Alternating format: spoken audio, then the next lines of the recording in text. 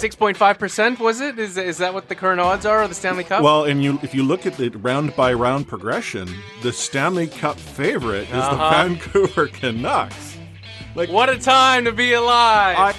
Talking you through every goalie controversy, scoring slump, and draft lottery bust, this is the C4 Podcast on CanucksHockeyBlog.com. Here they are, the best starting lineup we could afford under the salary cap. Chris, Matt, Anna, and Adam. Welcome to another episode of the C4 Canucks Hockey Podcast, brought to you by Anna and Chris. I'm Chris, but I'm only Chris. There's no Anna here today. Anna took off. She decided to leave me. She went to New York. And she said she would get me a wicked cool guest. And I think she sort of exceeded expectations because friend of the show and occasional co-host, because I think you've been here a couple times a year at one point.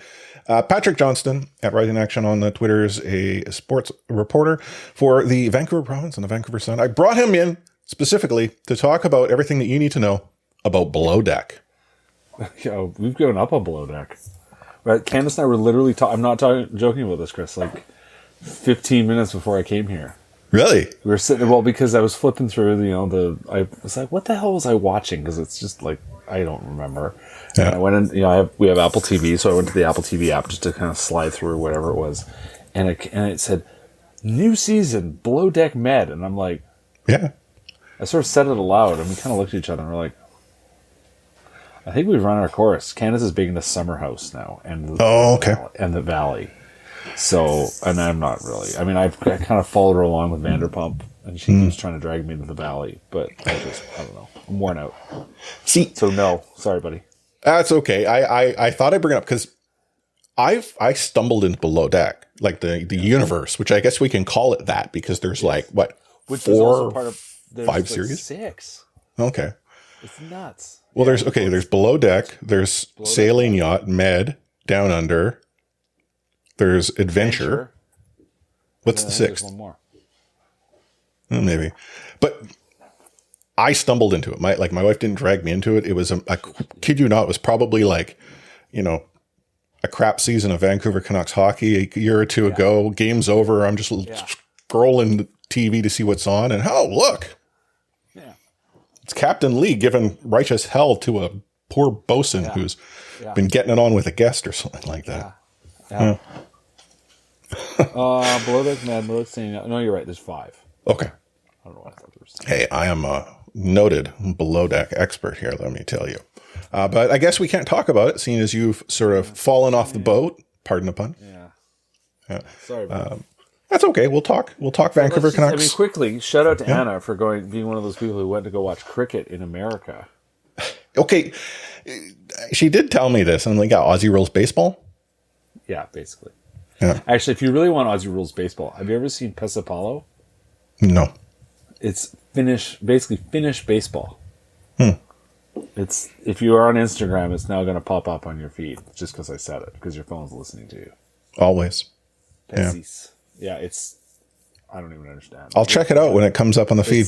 It looks like you're like, what is, that's not baseball. What is this? But it's like a bat and ball game, and it's got things, looks similar, but anyway. And the Brits have rounders though too, right? Which you hold the bat and there are bases. I don't even know. Yeah. Again, you're the noted, international sports guy following rugby and all that. The thing I've never understood about rounders is who actually plays rounders? I don't know. It's a schoolyard game? Anyway, where's Anna? You know what? Ask Anna about her when she comes back. Well, when she comes back in 2 weeks, when we record another episode, I'll get her to explain. She's tried to explain netball and handball to me, and I'm like, those are different? Netball is so unnecessary, and you can tell her I said that.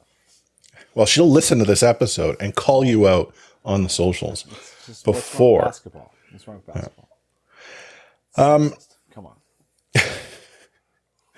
So we were talking before we hit record. We're going to get into a whole lot about the Vancouver Canucks season, playoffs, all that jazz off season.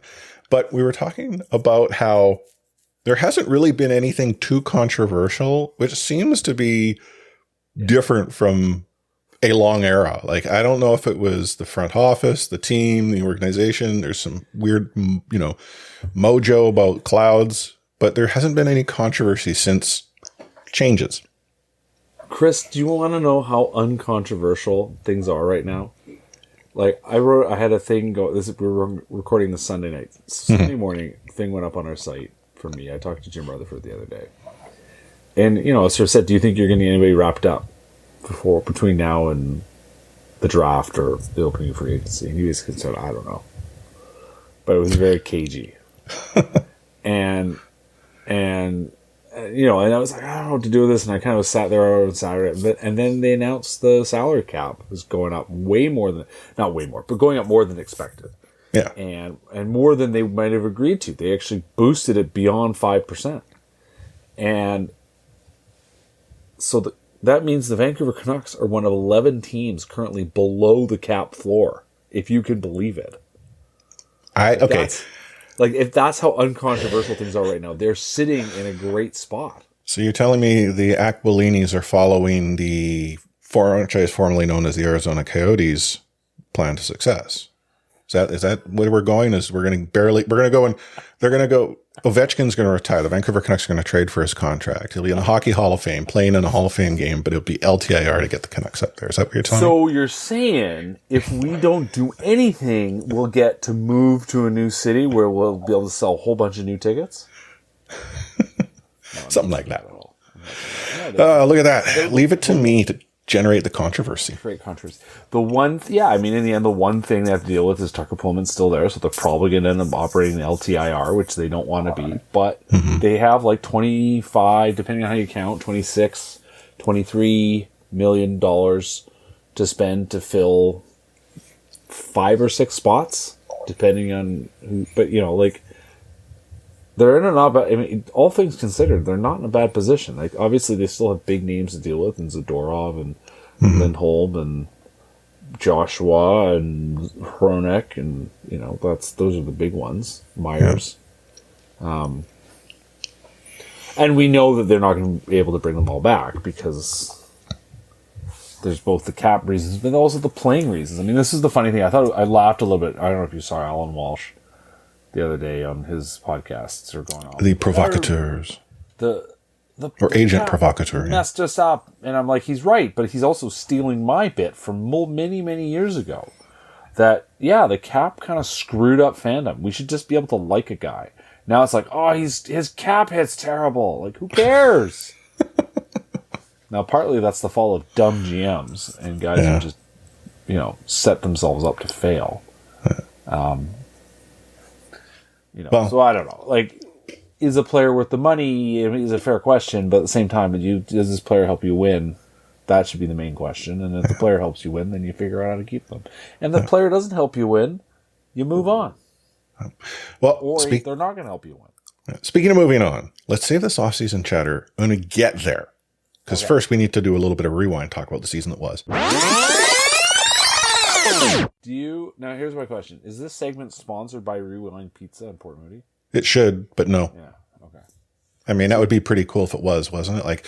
We're easily bought. I tried to encourage, our 1,000 listeners or so to reach out to a dealership to get me a new car when our last one died. It didn't work out. We got a new vehicle. Okay. Yeah. But I didn't get a call. Well, what did you think, Christopher? Okay, well, were you not entertained, to quote Maximus? I was completely entertained. If you were to tell me the Canucks season that just was Gladiator, I'm already lining up to get tickets to Gladiator too.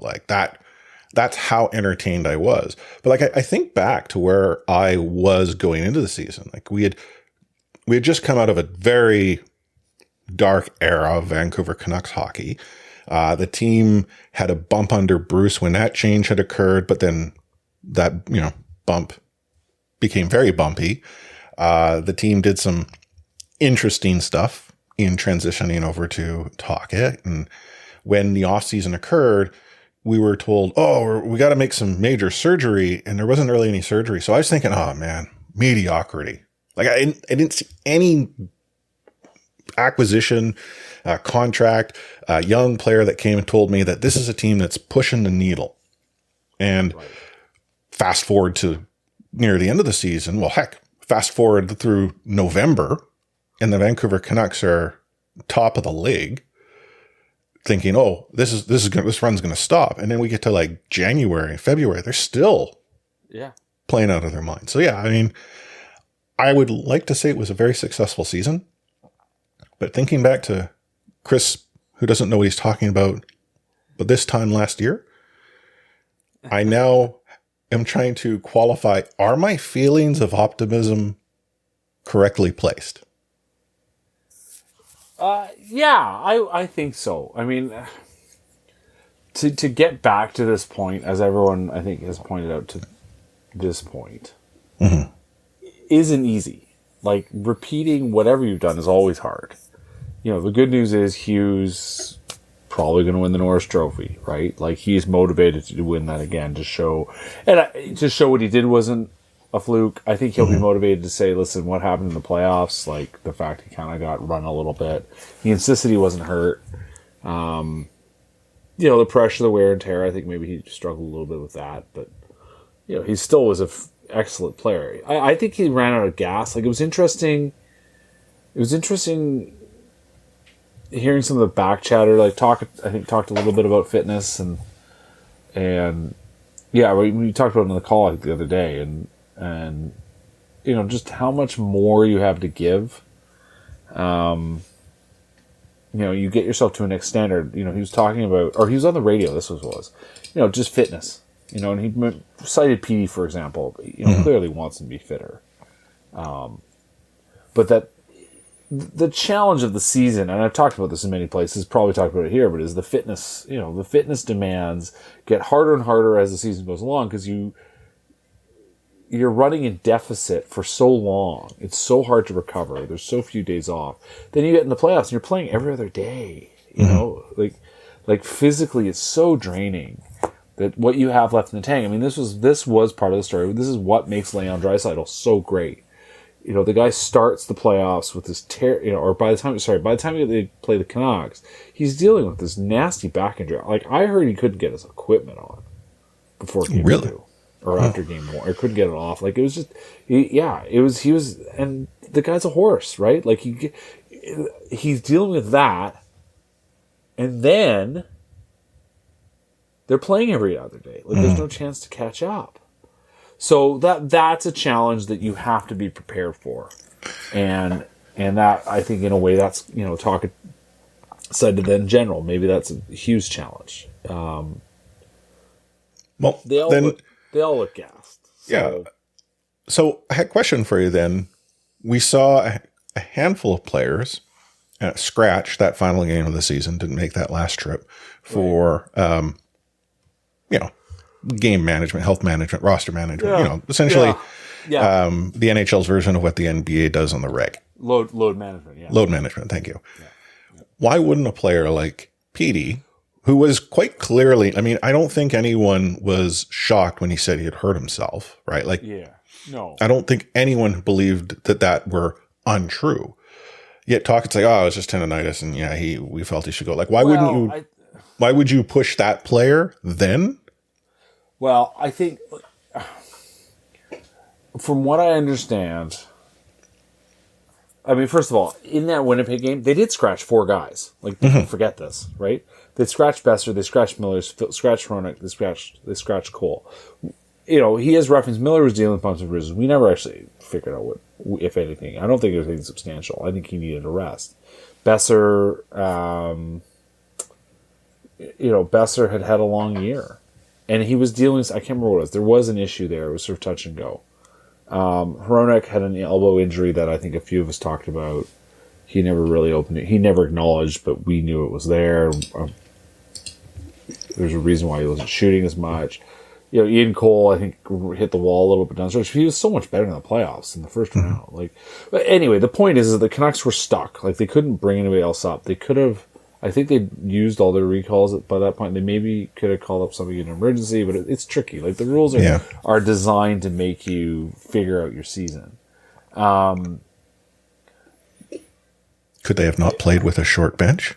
The way that, sure, but the way that, if you parse the way Tocchet talked about it, And really, truthfully, the way Pedersen talked about it, I don't think Pedersen was trying to make an excuse. I believe his agent. He was just saying, yeah, I was dealing with this. If you guys really want to know. And Talkett was kind of like, yeah, but, he could still play, right? That it is something clearly he's going to have to manage in his life. Like, rest doesn't on its own. A long, extended period of rest will cure the problem, but, like, they needed him to keep playing. Like, you can't lose his game fitness. So you sort of do the best you can, I guess. Well, I guess for me, when I look at what he's saying, and not to suggest he was using it as an excuse, but I want to say it was Drance that sort of correlated where this injury had hypothetically occurred, and you can see almost a direct line from PD's production here to nowhere. Now, is there a good time to rest, to recover? Well, not really, but if this was truly occurring, it wasn't going to get better without it. Could they have not scratched him a game or two, like on like a back-to-back or something like that? A couple nights extra against Coyotes and whoever. Yeah. Well, I mean, this is also this is the challenge of the Canucks' cap situation, right? Yeah. Like they were in a pickle. You can call up guys, but if you're not accruing any cap space, there's nothing you can do. Like, there's only so much you can spend over the season, and the Canucks have been spending to the max, to their detriment, for years. Yeah, and that is why in the end I asked Alvin, at the deadline, I said, "Have you tried to move the Pullman contract?" And he said yes, because if he gets out from under that would have been on any given night, sometimes $1 million they weren't spending, and they could have been saving to spend at the end of the year. Mm-hmm. Like that's that's the other anyway. Yeah, I that part of the story is irrelevant. What is relevant is to go back to your original question, which is the idea of repeating this. How do they do this again? Mm-hmm. And should you be excited that they can do it again? And I said, yeah. Like, listen, there's a challenge here, absolutely. They need to find a winger for Pedersen or whatever.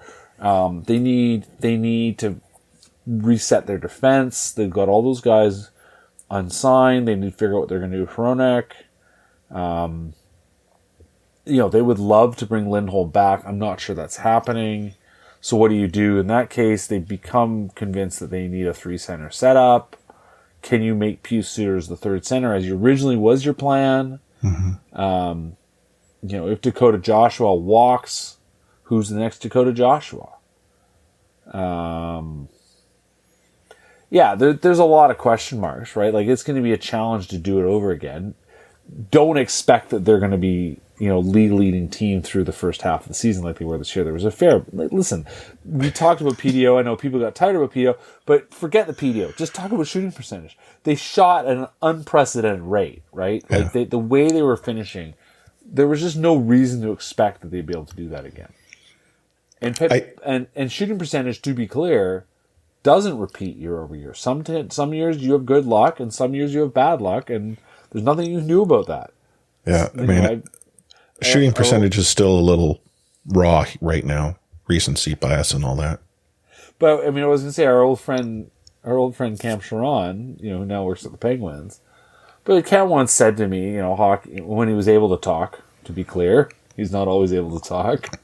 You can't right now. Mm-hmm. But more than once he had said to me, hockey's 75% luck. You're only... Sorry. Cam said that?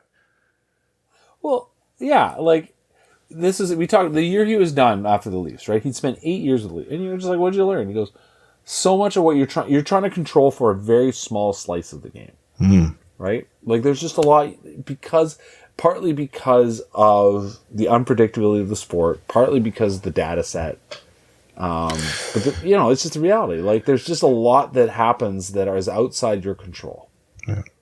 Well, in fairness, the last time I would have spoken to Cam was before the NHL came calling. So that Cam has obviously grown. Oh yeah, you learn. You learn. Like, listen, there are a lot of things that are important that you can figure out, right? Like, you can figure out why certain things work and why certain things don't work, or what does this mean? What does that mean? It's about this is the lesson, and this is what he was trying to do last year before he got hired by the Penguins, which was that there were big picture questions. Mm-hmm. What is defense? He and I were joking for a while that we were going to start a podcast. Obviously, that's not going to happen. But one of the topics was going to be, what is defense?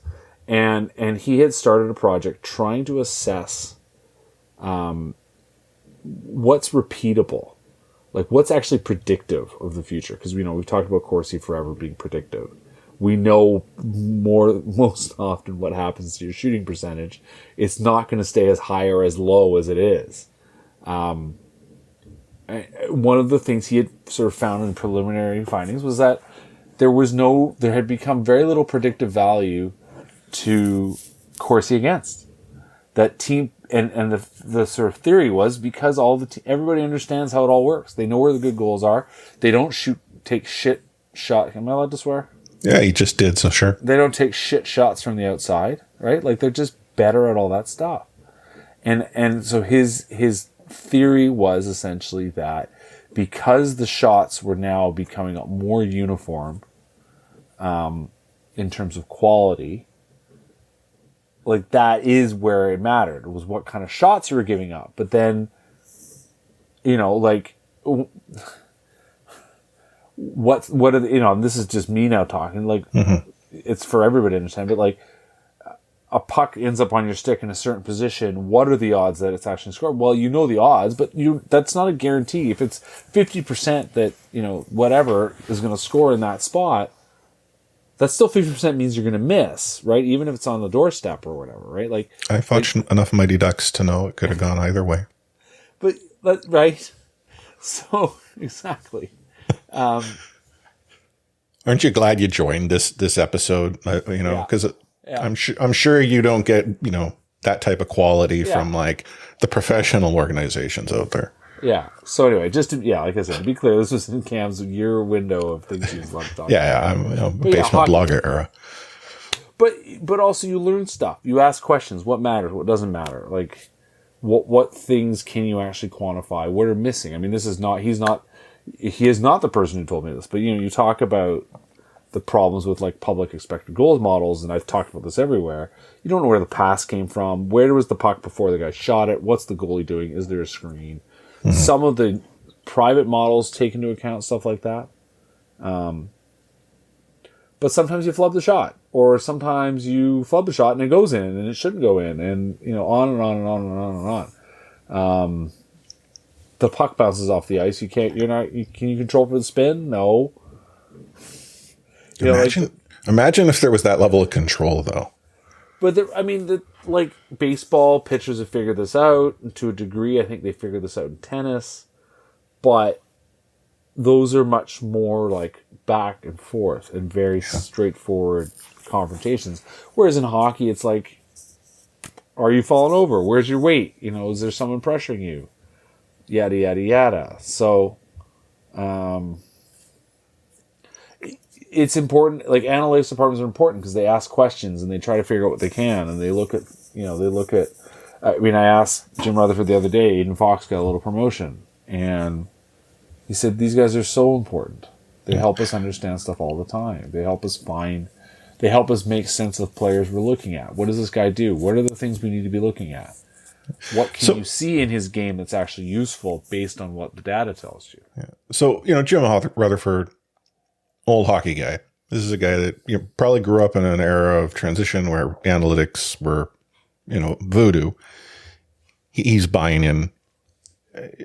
Do you think, like, maybe where I'm trying to go is, like, you look at the Vancouver Canucks, the last time they had considerable playoff success, they had a GM who bought into all the crazy voodoo. Right. In Mike Gillis, right? You had analytics, sleep doctors, all that jazz. Let's not forget what a lot of that was saying, there's a lot we don't know. What do these people have to tell us, right? And so they went around trying to figure things out. At one point, they had a contract with John Chayka's company, Stathletes. And, I long ago asked a couple of people, and they're like, we can't talk about it, which was clearly some sort of non-disclosure or something. But at the end of the day, you can look and see that they did not continue on with them. So whatever was there was not to their satisfaction or to whatever they needed, and they moved in a different direction, and they got John Wall. To become their stats guy. And John Wall eventually got to get Aiden Fox, and eventually they got to hire Ryan Beach, and eventually they hired Miles Hogan. And at one point they had Rachel Dory, and then they had the guy named Martin Rubanza, and now they're back to just the first three guys. And, they've tried things out. They've poked around. What does matter? How does this work? What's helpful? And is it evolution? There are teams out there that have many, many, many more people doing this stuff. And they have their reasons. So, in the end, to go back to the original point, which was Gillis. Yeah, Gillis did a lot of stuff, but he didn't, they weren't saying this is the only way. They're like, what is this? And is it helpful? The sleep doctor stuff, hilariously is helpful. Everybody talks about it now. They were ridiculed 15 years ago, right? But that's all Rick talked. The number of times the Canucks stayed over after a game and then flew home the next day, like the last time they did that was probably 2014. It probably was they weren't doing that with Trevor Linden. Trevor Linden wasn't doing that. Jim Benning wasn't doing that. Well, one of the things that Anna and I had spoken about, and this was actually in relation to how that story came out, that the NHL had pitched an idea that Game 6 and 7 between Nashville and Vancouver could potentially be a back-to-back to accommodate the schedule. I don't know if that was. That was something I was pondering. I probably should have made it clearer. Yeah, but that said, one of the things that Vancouver, under the Gillis sort of front office, did was it seemed to go to the league hard to say, hey, let's try to, look at our schedule. If we have to go on an epic road trip, that's fine, but let's make our travel less severe. The Linden, Benning, whatever era. I call it the Benning era, but I always forget Trevor was there at the start. Yeah. The Vancouver Canucks could very well be flying from Vancouver, playing a game in Sunrise, Florida, back to LA, and that was the road trip to play in Vancouver one night before going to Edmonton the next night. That did not happen to my recollection, but it wouldn't be shocking if it had. This front office seems to be much more engaged with, leveraging what chits they have in the front office to say, hey, let's try to mitigate travel to that extent. Let's try to go back to the 25-75. Let's try to control what we can, right? There's a lot of things we can't. We just have to deal with. You are just going to end up traveling a lot, but you can control how you travel. Yeah. And you can ask the league for certain structures. One of the things that, I know they advocated before, that the Gillis era advocated for, and I certainly know that Rutherford has advocated for, which is how you structure your travel. In general, the principle is you should fly east and work your way back. So, you go to New York, and then you go to Columbus, and then you go to Minnesota, and then you come home. If that, for a hypothetical trip, right? That's just the way it's better on. It's tough. The flying out is tough, but that's how it's going to work. Yeah. So, there's things like, and that, you're right. Benning and Linden just never did that. They just didn't know who to call. They didn't know how to put pressure. I think Linden learned it a little bit. Benning that was just never his scene. Yeah. Talking a little bit about this Canucks postseason, though. Sure. Am I incorrect when I go and say Nashville had a game plan that was to shut Vancouver down, whereas Edmonton wasn't concerned with Vancouver? Hence why we had a lot of open hockey-ish for the first few games until Vancouver simply had nothing left in the tank. Well, Edmonton has the best player in the world, right? Well, and that's sort of where I go, where I don't think it's not that they disrespected Vancouver, but they didn't feel like they needed to go and shut Vancouver down the same way Nashville knew for them to win, Vancouver needed to be shut down. Well, I guess. The principle of low event hockey, which was essentially what but the Canucks kind of rope out Nashville. That was the other thing, right? They were happy to let them pound away from the outside.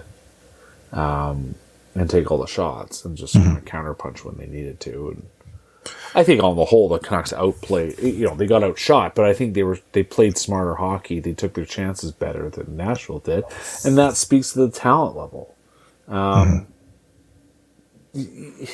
They were very close to beating Edmonton, right? Let's not forget about that, right? Hence why I say they ran out of gas. Like the only thing that I look at Game 6 and 7 where the Vancouver Canucks, I don't want to say they forgot how to shoot the puck, but for the better part of 5 out of 6 periods, it sure felt like that. And I would rather look at this team as being out of gas in the tank, still doing they came within a post in Game 7 of tying that game. Yeah, absolutely. Well, they came with Nikita Zadorov's leg, right? Like that puck was probably going in.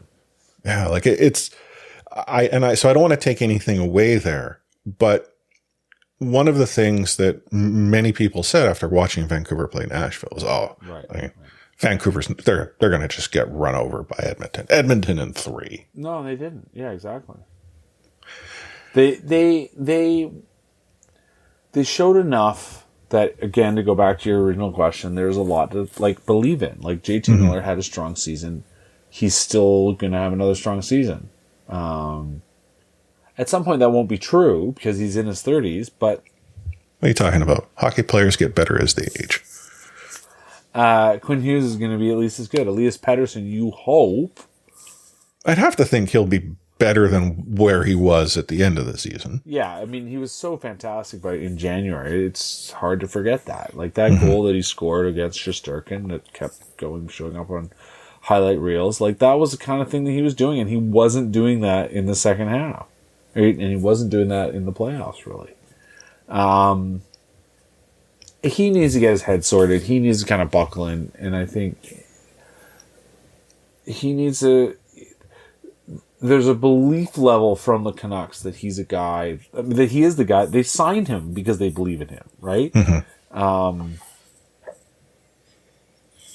I just think... I come back to basically that this is the first time this year he had struggles. He never had to deal with it. And he had to figure out coping mechanisms in a way that he hadn't before. And in the end, you have to believe in the star player being able to come back to being the star player. Well, he occurs to me to be the type of guy who gets pissed off about something like that, fixes it, and then uses it as fuel. Like he sort of talked about how he wanted to go into this off season and figure things out, come back stronger, and use it as motivation. And, Anna and I were chatting about how Petey seemed to have lost sort of the offensive side of the game, but he picked up a very physical side that we hadn't seen a lot of. I mean, this is a guy who got a 2-minute charging penalty going nowhere, really. Right. With that back check. But that wasn't something you would see Petey normally do. Right. Like, old Petey would have made the play, but he would have been run over. Whereas this Petey was like, I'm going to make the play and I'm going to go and stand strong. So I feel like if Petey has developed this physical game, keeps that, figures out what's holding him back, gets past those yips, that's a much better Petey. Yes, absolutely. And that's certainly what the Canucks, believe is going to happen here. Yeah. How could they believe otherwise? So let's see. Recapping what we've talked about so far. Yes, Chris should be optimistic, but understand that what happened this season is hard to replicate just by anyone. Okay, noted. Yeah. Petey, probably going to figure things out. Team had faith. Now answer me this. Why shouldn't the Vancouver Canucks be throwing all the money at Nikita Zadorov? Huh. Well, I mean, he had a great playoff. There's absolutely no doubt about it. But in the big picture, do not forget that he realistically has been a third pairing defenseman in his career. If this was the Jim Benning era, the deal would have been done. Yes. I would have been happy with it because, Big Z's my boy. Yeah, absolutely. And then I would have harped on it as the season went on if the production wasn't there. But still, I'd have been happy for a few months. Yeah. No, you're absolutely right. Like that's where things used to be, but they're not like that anymore. Like that's the thing. They have to be smart about this. Like I said, they have cap room, but they can't just go crazy. And they also, in the end, even if you have cap room, you need to be responsible with it. So the reality is that he's a fun player. He had a lot of good things going for him. But, you can't just commit to him as if he's a frontline player. Like, he is realistically not a frontline player. He ended up playing more than Carson Soucy in the playoffs because he was riding a hot hand. But over the course of his career, the player that,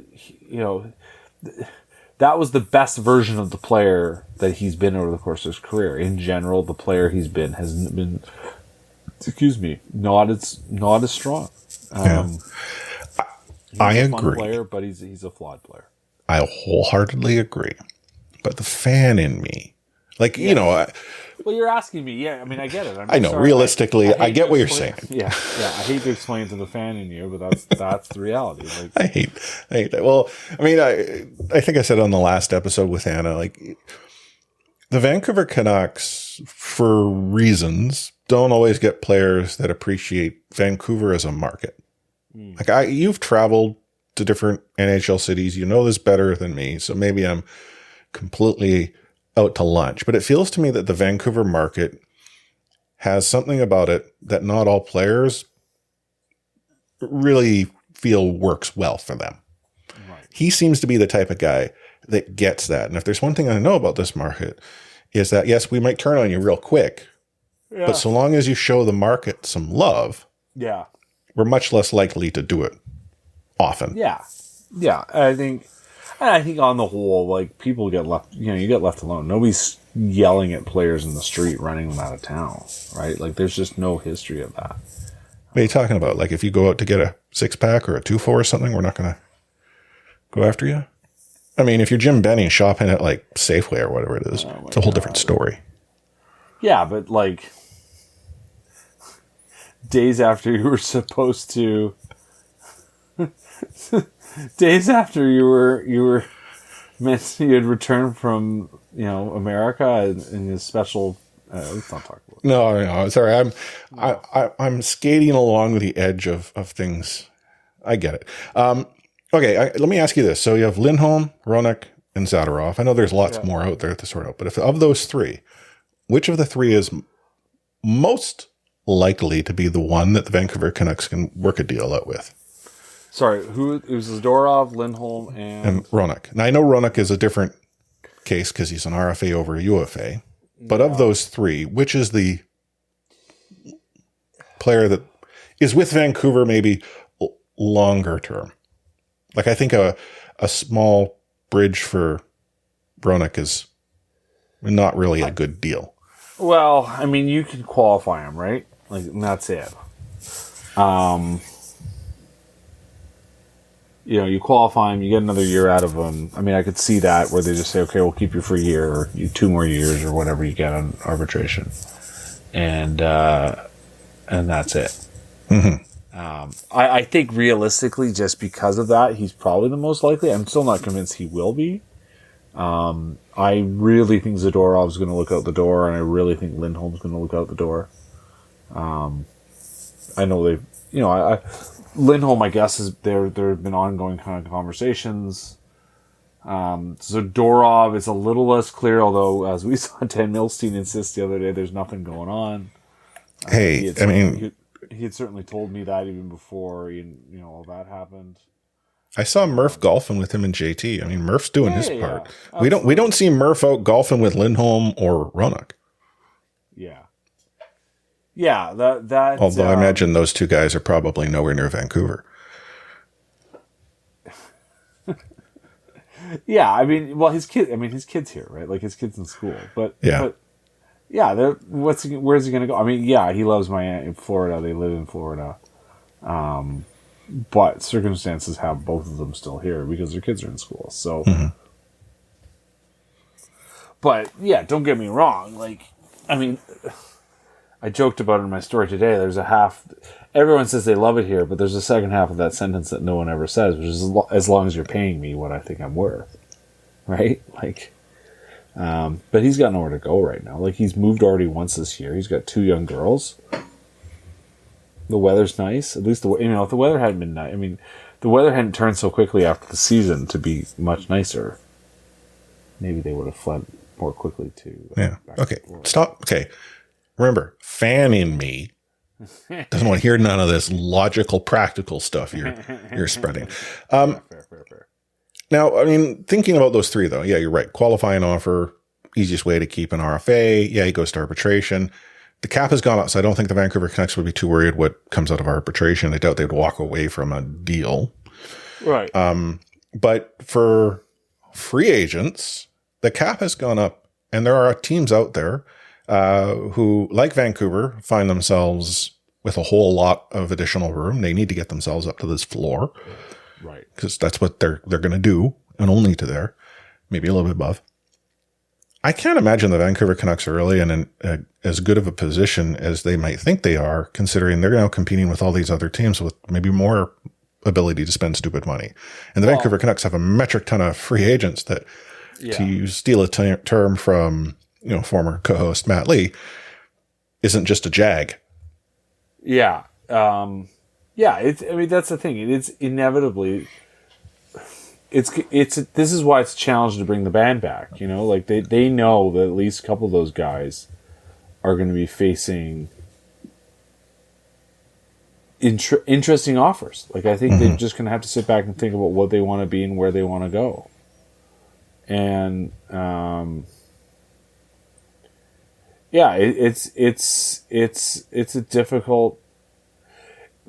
It's a difficult situation for the Canucks because in the end they know who they want and they know what they like and they know what they value, but they recognize that there's probably going to be guys that are going to get overpaid.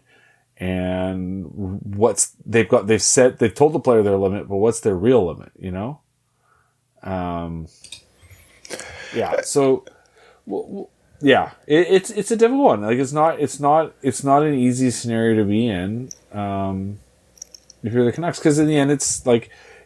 As they love to say, it's a good thing because it means they were successful, right? But like that's tough. So then, if you were to throw down some odds and talk in absolutes, because that's what we and C4 do. It's all about the absolutes. Right. Yeah. The Vancouver Canucks go into the offseason with money, space, and a dire need to sign a bunch of players. Yeah. What is the more than likely path that they choose? Sign players to bad deals for the sake of rekindling what happened this past season, or if bad deals are the only things to be had, to say, you know what, we're going to take a hit, but it's best for the future. Right. Like, which of these paths would this current front office choose? Well, I think they avoid the bad deals as much as they can. Like I said it ages ago. I mean, one of the things, if you do find a way to move on from Ronak, is there's lots of defensemen out there that would be. I mean, obviously everyone says, "Oh, maybe Tanev." Like, yeah, maybe Tanev, but Matt Roy, Sean Walker, like there's lots of guys that shoot right that play D that I think would be interesting. Montour obviously has got lots of buzz to him, but there are guys out there. And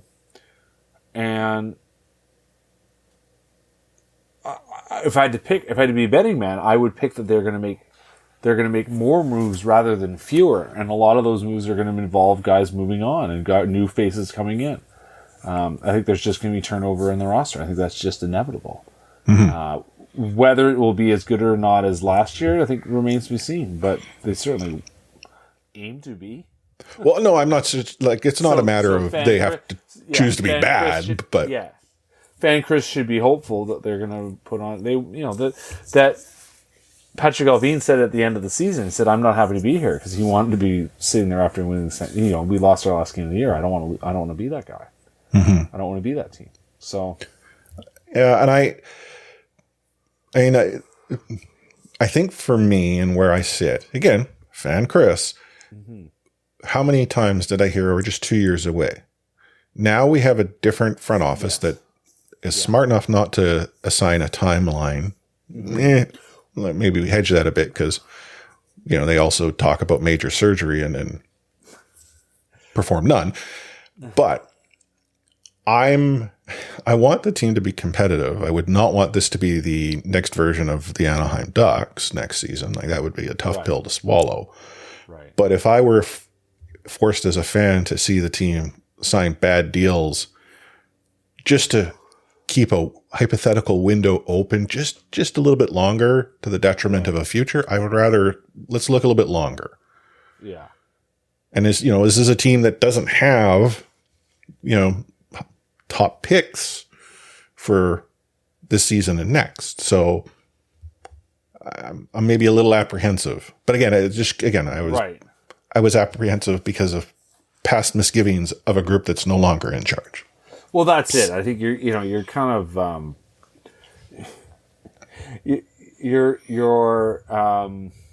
not unbiased like you, because being a member of the media, as we know, media carry no bias. Yeah. I mean, you're dealing with, you've got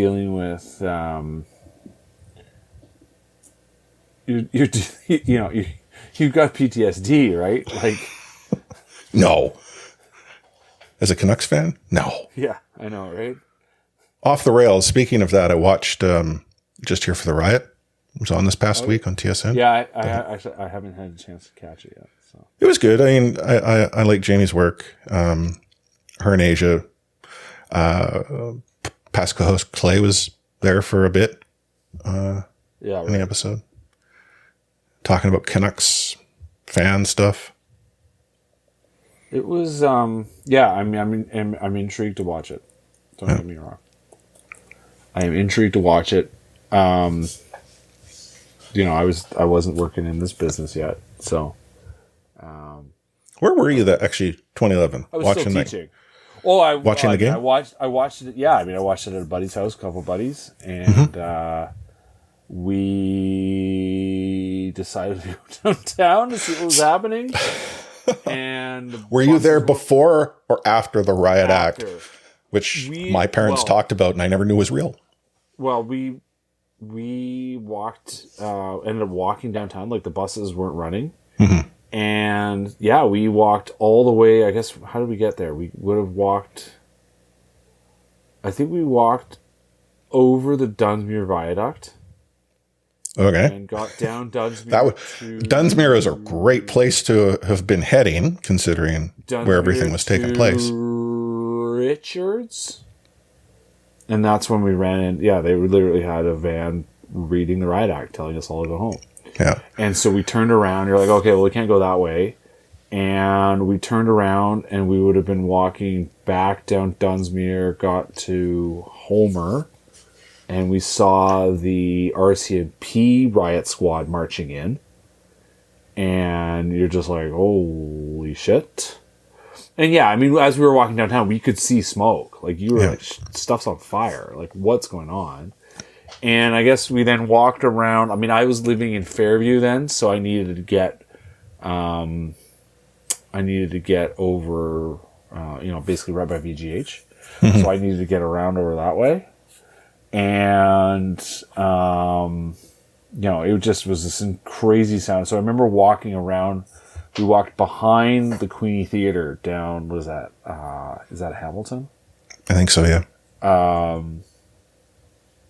And across the street in Laurel Park, which is the parking lot, there were 2 police cars on fire. Yeah. Well, that would have been approximately where sort of everything kicked off. As a side note, I swear to God, like they're at least in at least one of the opening segments to Narcos, the Netflix series. Mm-hmm. In one of I think the first season, they showed videos of cars on fire, and I swear to God, it was those 2 police cars. I was just like, wait, what? I think you're correct. I mean, the other, like the kissing couple have been included in a number of different movies. Random stock footage. Anyway, so anyway, I walked from there and I remember being kind of overwhelmed with emotion because I was just, I was upset. Like, it was just, you knew it was just stupidity. It was just idiots looking for trouble. And, obviously the loss, the disappointment of the loss was terrible. But I was just remember being really upset about the way people were treating my city.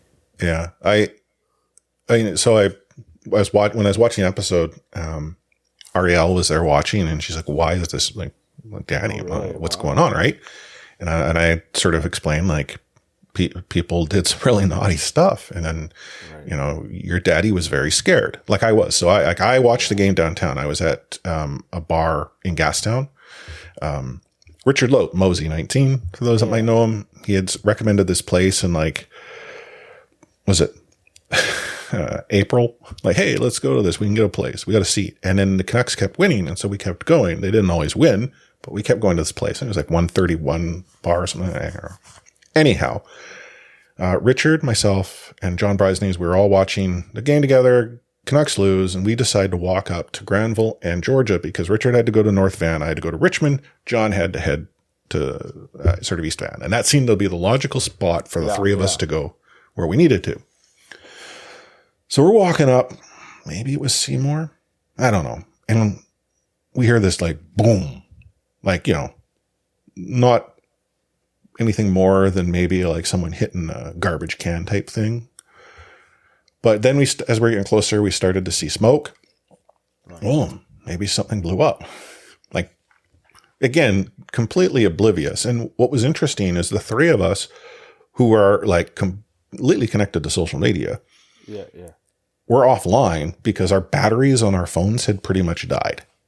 I think Richard had turned his phone off to conserve what little battery he had. Wow. And so when we got up there, it's madness. So we're like, okay, hey, let's go. Yeah. And I remember walking down at Vancouver City Centre to try to get on the candlelight. There were more people down there than there was during the Olympics. Yeah. And I think the vast majority were trying to get on trains to get the heck out of downtown. Well, something got set off down there, which created a stampede. I got knocked down and trampled. And finally, being thankfully, I think a big guy, was able to sort of make space to get myself up. And I ended up crawling back up to Georgia and Granville. And that's when like all hell had broken loose. Right. So I dragged myself essentially because I buggered up my leg or someone stepped on it. I can't remember. And I got back down to where Shaw Tower was thinking, if I can get into this building, I've got a pass. Right. I have some amount of safety. Security wasn't going to let me in. As far as they were concerned, I didn't need to be there. So you weren't coming in. So I then went to Waterfront thinking, well, maybe I can get out of downtown. And at that time, because I think they had shut down Vancouver City Centre, so trains weren't stopping there. I got on Waterfront and it was like express to Broadway. Nice. But it was just that whole experience. Yeah. I didn't expect, and I don't know if it was my naivety. Like, I remember my manager at the time was like, "Oh, they're boarding up windows. There's going to be a riot. The Canucks better not lose. There's going to be a riot." I'm like, "No, there won't be." One, I don't think people are that dumb to do it again. Two, gotta think the authorities remember '94 and have taken additional precautions and will make sure that like things get shut down. Well, as we know, not a whole lot that happened. And then I actually came down the next morning early to go to work, thinking, I'm going to help clean up. And by the time I got down there, which was like 7:30, the vast majority had already been done because so many people went back downtown the following day. Yeah. Huh. Anyhow, we're going to take a quick break, seeing as we went off the rails. You're listening to C4 Canucks Hockey Podcast, brought to you by Anna and Chris.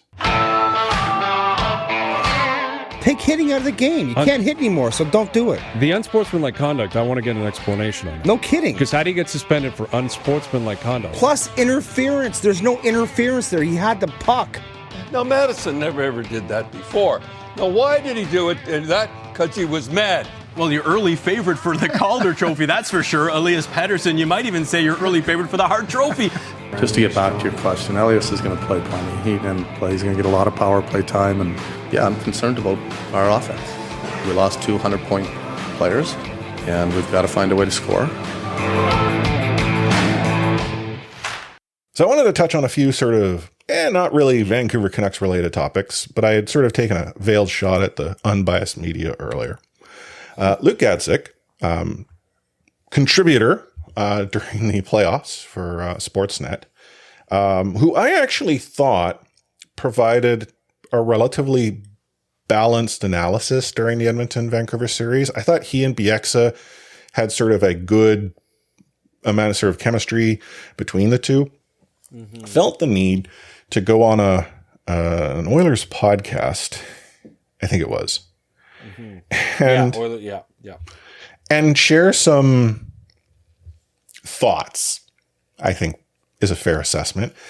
He shared some feelings about Vancouver Canucks fans, which honestly, most Canucks fans, we've called ourselves worse. He shared some thoughts about the Vancouver Canucks, and to put the cherry on top, also shared some thoughts about the organization. Now, whether that had any bearing on things, he's surprisingly not been included in the Stanley Cup final analysis. Oh, he's involved. So, he's post-game. Okay. Well, during the game, yeah. But, I mean, and this is something I've found, is that Vancouver inherits, rightfully or wrongfully, feedback from media in different cities. I remember actually talking about 2011 Stanley Cup. JJ and I went out with three gentlemen who I won't share the names of, one of which resides in Edmonton. And the things that they talked about at that table, which obviously off the record, so I'm not going to specify here, does not leave me shocked today where I sit when I hear similar comments come to light.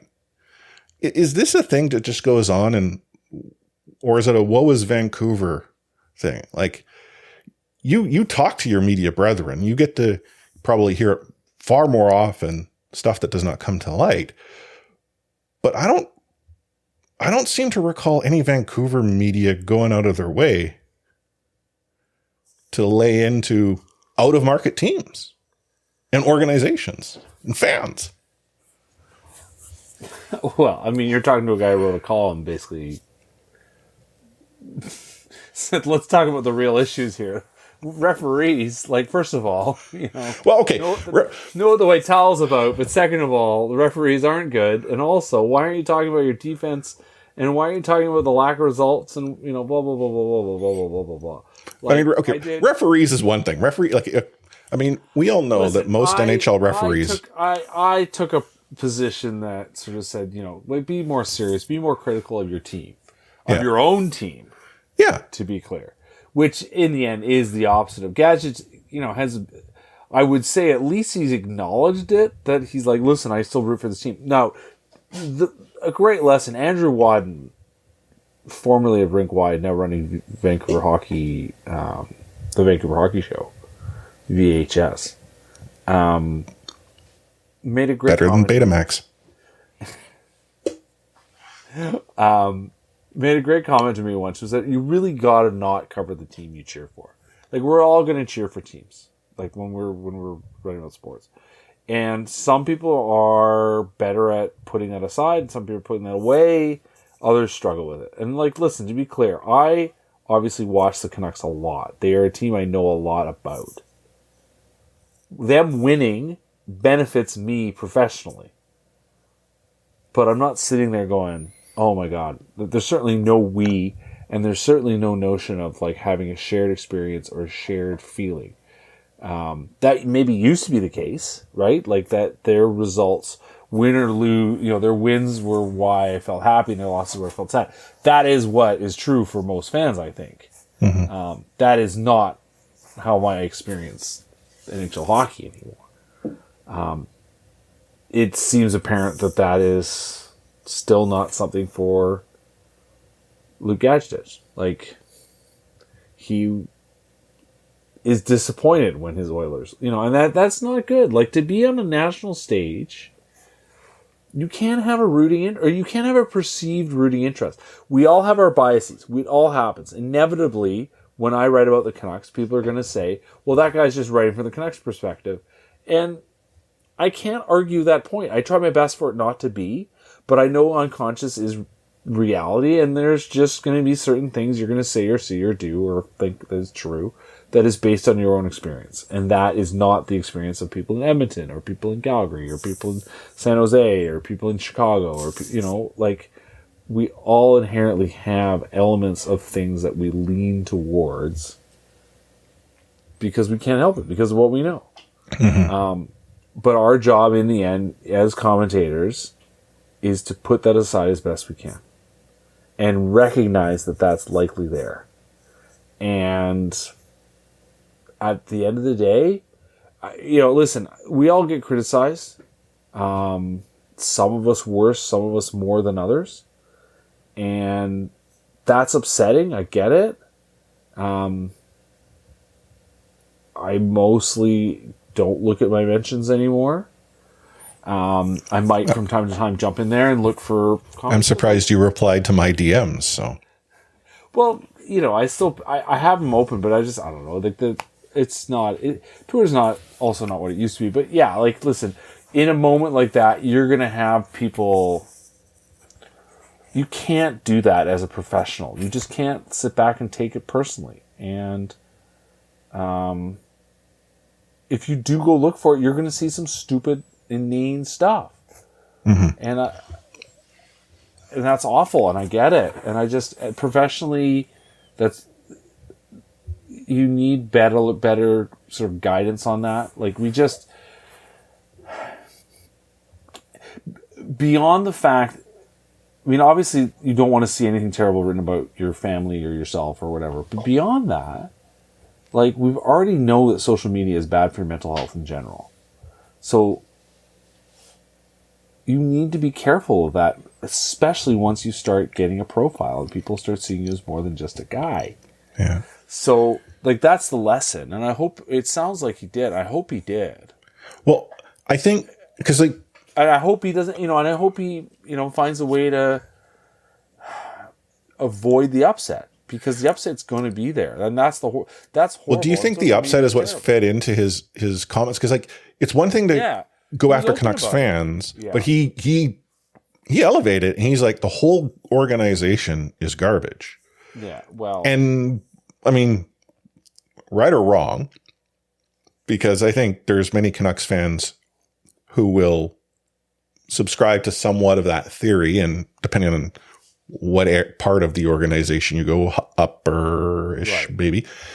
I always think back to, like, family. So I used to call my sister all sorts of stuff, but gosh darn it, PJ, you go and say something about her, and you and I are going to have words, right? Like, it's what, there's a way about things. And the difference, I feel, for what he's done is he's done that to ultimately a team who's, I think, well known to pick up the phone to Gary or John or whomever answers. Maybe it's just the admin assistant at the front desk, to express that this ain't right. Yeah. And I can't imagine that's a good thing to be doing if you want a future with the national broadcast. Right. Yeah. I mean, who knows? Maybe there's other things he's come across. You go look through his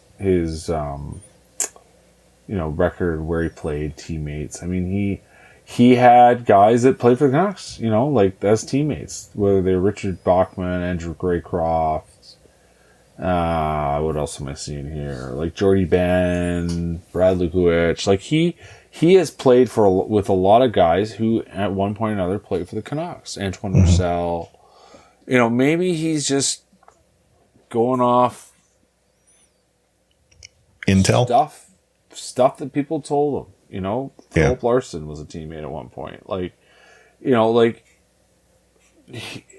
he's just got, maybe that's what it is. People have bad experiences. I mean, I can tell you that, there's been frustrations from players over the years over how things go here. But I mean, he brushed with some pretty broad strokes, and I think you're absolutely spot on. Like, in the end, there were things that upset him personally, and don't think he's wrong for being upset. If people are talking about your family, that is over the line. And I mean, for our listeners, I'm not discounting any of the vitriol. Like it shouldn't be like I'm not even the person that would subscribe to that. Those people are garbage. He's absolutely correct. But I mean, obviously, to say everybody's garbage because they're somehow affiliated with that is that therein lay the rub. Yeah, it's absurd. Yeah. Another tidbit. This is something that actually broke over the course of the weekend. The Washington Capitals, I guess, had a little extra cash in the bank and decided that they would make an offer for cap friendly. Yes. And their details are few and far between. It's only been reported. I saw Friedman. I don't know if he was the first, but he was the one who I saw mention it. I can confirm it for you. It's something that's happening. Okay, so is this the Washington Capitals looking to acquire tech on the back end, or do they have a desire to own the domain cap friendly because they own a fan group? No, I think it's acquiring guys who have a particular skill set, who are running a fantastic database. Mm-hmm. It's also in a way to keep a resource. In the side benefit is the resource disappears from everybody else. Well, I go to Cap Friendly to do my fantasy stuff and to see, the approximation as to where, teams are to the cap and players' contract details. Yeah. Acquiring this doesn't stop a Puckpedia from doing something similar. So like, what's the tech or the people, the human tech that might exist that Washington is getting access to? Like, is it the capologists that exist in that end? Like, is that it? Like for me, maybe that's the part that I'm missing is that, yeah, you've acquired a fabulous resource. You're taking it out of the hands of others. And I think the report had said that teams who've been using their API have been informed that's done. Yeah. But if this is such a crucial resource, and if it was just what we see in a front facing and then some, why doesn't the NHL just solve that problem by having like a transparent operation already? Well, I think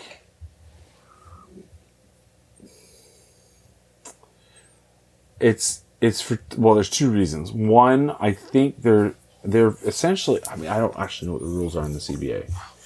The union is not interested in doing that, although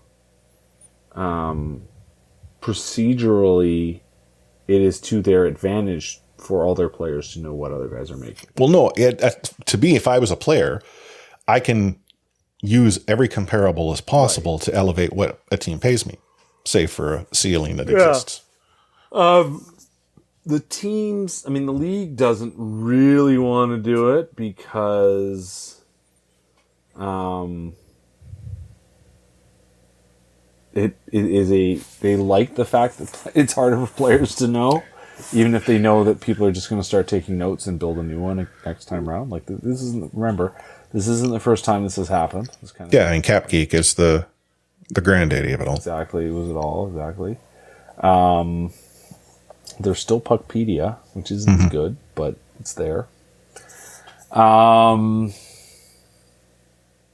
Yeah, like it's the business of sport. There's a way they're just buying up some brain power, I think, more than anything. And general manager, things like that. Like all these things have been scooped up. Different teams have scooped up guys for different reasons. They like the way the guys think. Like it's that simple, To talk about my buddy, our pal Cam Sharon. Cam was originally hired strictly as a stats guy. Obviously learned some stuff over the years, and he's still working analytics for Kyle Dubas. But Kyle came to recognize, I think, that Cam's got stuff beyond. He's not just. I mean, Cam in a way is a 1.0 version of an analytics guy. He can't, Cam doesn't program his skills, he can build some basic scraping stuff, but like he's not a guy that's going to go out and build the software. like a lot of the new kids are. Yeah. And Well, but he's a guy that has a good understanding of what's been done. He's got some institutional knowledge. He's known what things matter and what things don't matter, and I mean, hey, but I remember particularly one of these like CHB social nights where, JJ rented a suite and everyone there is having a good time imbibing, and Cam is right to puck drop, quoting stats. Like the guy was just a machine. So why does he need to code anything? Like, to me, he was the smartest person in the room. Well, that's it. Like, there's a skill set there that goes beyond all this. So, as I by the way, I'm calmly copying things off Cap Friendly, so that I have them preserved for a long time. I mean, what am I copying? Well, you actually carefully realize, because it's all tables, so you can just turn it into spreadsheets. Well, you could probably write a script that scrapes the site. I mean, I say you could write a script. You could find someone who could like whip something together in like Python and scrape it. Anyway, I'm just gonna get one of these. I mean, they have an API. I don't know if it's a public-facing API or if you have to pay for access, but you do. Oh, okay. Which is what they're shutting down. Yeah, no, that part I knew. But they're going to shut, the site's going to go dark. Yeah, in July, apparently. Yeah. So we have until then, at which point no one knows what anyone's making, and as far as we're concerned, they're all horrible deals, and the players should have signed for a much better number than any of us fans had liked. Got it. Do you think? I mean, I guess maybe it's a rhetorical question. Yeah. You got the NFL, who, like, so much about the business side of things, to the point, like, even on like player health, like this player has a hangnail on their left ring finger or day to day, and that the moment that hangnail appeared on their finger. Yes. Sure, you'll never know what they know about traumatic brain injuries, but save for that, you have the NFL, who shares all that level of detail. And then you have the NHL, where coaches can say that their players are having a body injury because it's a whole lot better than out of body injury. Yeah. I don't know. Is that just a hockey thing? It's very much a hockey thing. I don't really know why they don't take it more seriously.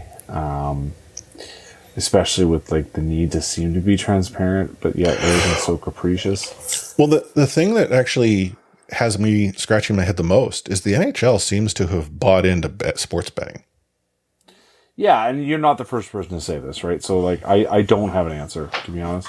Like, I don't know why the sports betting partners that they have allow this nonsense to go on. It doesn't make a whole lot of sense. Yeah. You would think that they would want to see to be uncorrupt, but they don't seem to care about stuff like that. So, I mean, it's everything's on the up and up. Just because a guy found himself $2 billion to go away, maybe come back in 5 years. Yeah. All on the up and up. Big yawn. Yeah. Well, I mean, I'll use that big yawn, though, as a segue. We are pretty much, wrapping things up, or should be. I've kept you long enough. I did say it was going to be a 3-hour episode, but let's be honest, no one wants to listen to me talk for 3 hours. You maybe, not me. But are there any little bits of knowledge you'd like to share to all of our listeners? Seeing as if this is the one time you join us until this time next year. Yeah, it seems like it's a once a year thing these days, yeah. I mean,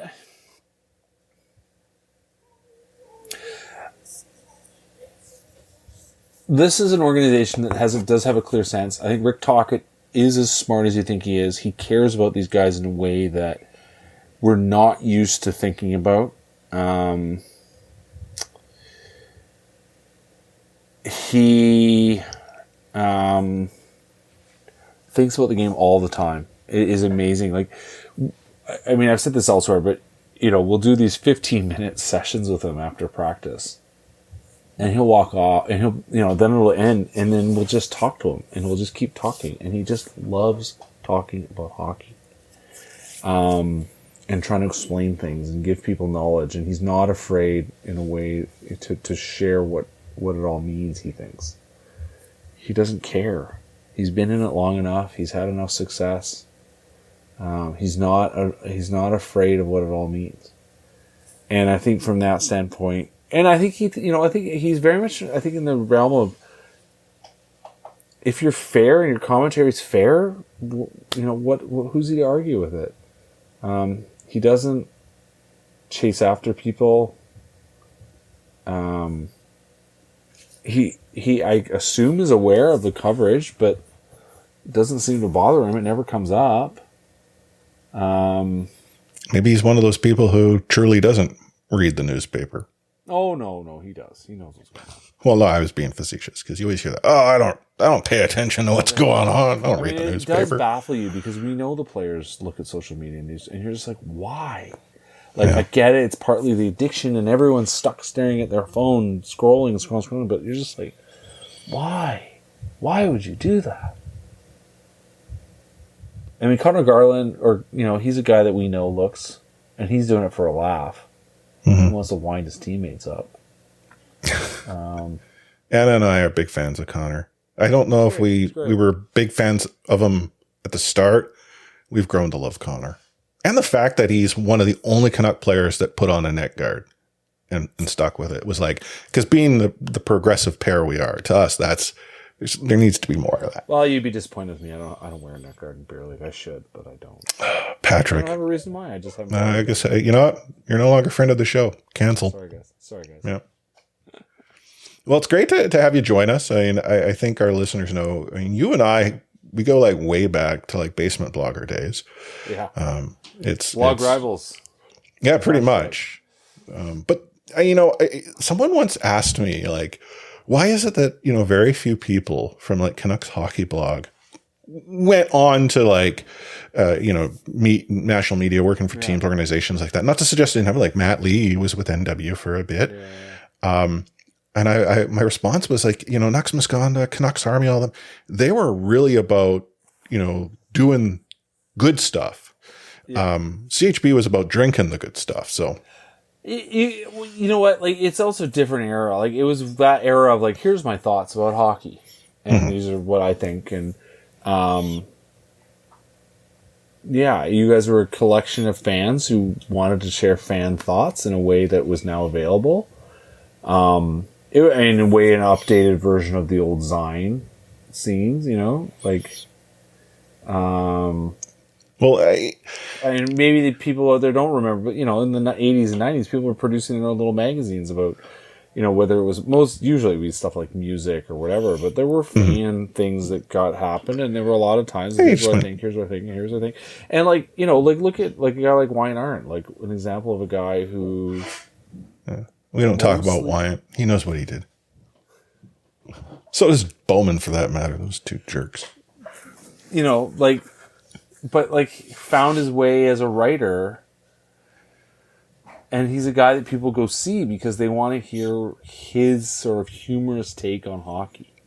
There's an old tradition there, and the difference was that you guys could just run your own site. You didn't have to be hired by someone, and you had some fun doing it. And I think you kept it going, and like this podcast is the legacy of that. It's you and Anna are here to talk hockey and have a good time, and I'm happy to be here to sort of carry that legacy on because, as you said, somehow I was a co-host at some point. Yeah, I mean, there's a reason why we're the best mediocre, but longest running, and I still put longest running in quotes. Yeah. And again, I could drop the quotes, but I have to be realistic. Pucks on Net started September of 2013. We were July of 2013. We are the two longest running. That old? Wow. Yeah, we're the two continuous long. I think I've only been on them once. No one listens to Pond. No one. But no, I mean, we both started up, and it's just interesting because, you think about the number of Canucks podcasts that have come and gone over the years. There's so many to count. Like now, even more so because the technology is just so prevalent to make it that much easier to record a show. I am genuinely shocked that we're still around and we continue to do this. But it's the, I think a benefit to our listeners that someone like you continues to come back. Because, I mean, let's be honest, C4 doesn't make it easy. Now that Anna and I are going to cancel you because you don't wear a neck guard. But you can find Patrick. He writes for the Vancouver Sun, Vancouver Province. He's at Rising Action on social media. Province.com. Yeah. I have more. I don't even know. I'm kind of fed up with social media. I do tweet from time to time. I'm on Blue Sky. I'm on Threads. Well, I'm on all of them, but I'm more active on Threads. Yeah, I looked at it and I was like, this just reminds me of the Facebook news feed, and the Facebook news feed is no fun anymore. So, yeah, I guess. It honestly doesn't drive us any traffic. Well, in fairness, Facebook can't drive you traffic because they've turned that off. But we'd already kind of started pivoting away. Like we're all in on Google, which is kind of scary, but pitching those ads. Oh, anyway. Let the algorithm feed them to me. Including that happy, as he says, with 2 thumbs up. Yeah. Including whatever it was that show was. I've already forgotten, but not the show, the sport, the Finnish sport or whatever it is that's going to show up. Yeah, there we go. Yeah. Well, thanks, PJ. Thanks for joining again, and we'll talk again in a year's time. Take care, buddy. So as we wrap up this episode of the C4 Canucks Hockey Podcast, I'd really like to thank again our special guest, Patrick Johnston, beat reporter for the Vancouver Province of Vancouver Sun. Patrick, as you know, you can be found online at Rising Action. We will be back in 2 weeks' time. Again, off-season schedule. And from what I can understand, Anna will be back with me at that time. Before then, though, if you wanted to hang out and discuss what we talked about this episode or really anything like below deck, you can reach out to us on all the socials. We're at the C4 Podcast pretty much everywhere except for Threads at the Real C4 Podcast. You can also take part in the conversation in Discord, discord.io/C4 Podcast. And if you've reached this point and you'd like to support the show financially, you can actually head to buymeacoffee.com/C4 Podcast. And in turn, commit a couple of bucks either as an individual basis, monthly or annual subscription. And anyone who commits to us on the monthly or annual basis, they're going to get one of those exclusive C4 Canucks Hockey Podcast stickers. So again, on behalf of myself, Chris at Lightforce, and Anna A4603, signing off this episode with We Out.